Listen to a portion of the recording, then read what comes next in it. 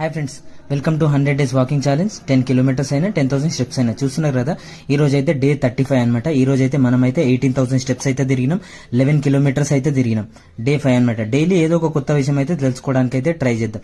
ఈ రోజు అయితే బైసైకిల్ గురించి అయితే కొంచెం ఇన్ఫర్మేషన్ తెలుసుకోవడానికి అయితే ట్రై చేద్దాం.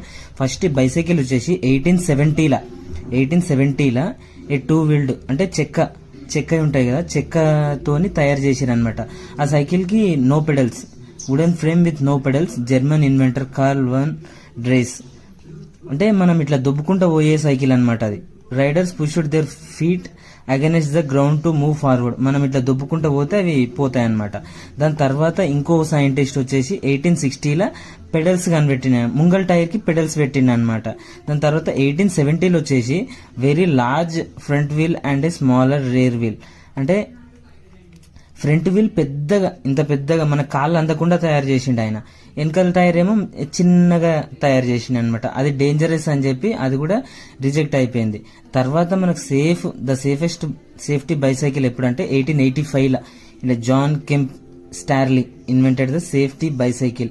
It had 2 wheels of equal size. అంటే ఇప్పుడున్న మన సైకిల్ అనమాట. అదే ఇక అప్పటి నుంచి ఇట్లా మెల్లగా అప్డేట్ అయ్యకుండా వస్తుంది అనమాట.